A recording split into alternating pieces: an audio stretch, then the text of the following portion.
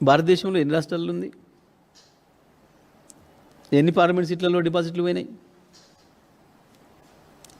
అసలు 30 ఏళ్ళు 40 ఏళ్ళు 50 ఏళ్ళ నుంచి కొన్ని రాష్ట్రాల్లో అడ్రస్సే లేదు కదా.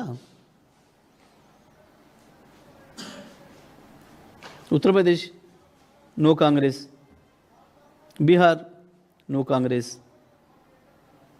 Bengal no Congress, Orissa no Congress, Tamil Nadu no Congress, Andhra Pradesh no Congress.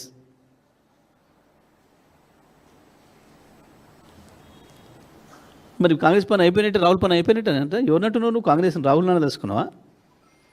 ఒకటి కాదు రెండు కాదు కదా, వరుసగా 30-40 సంవత్సరాలుగా అధికారం దూరంగా ఉంది ఈ రాష్ట్రాలలో. 40 ఏళ్ళు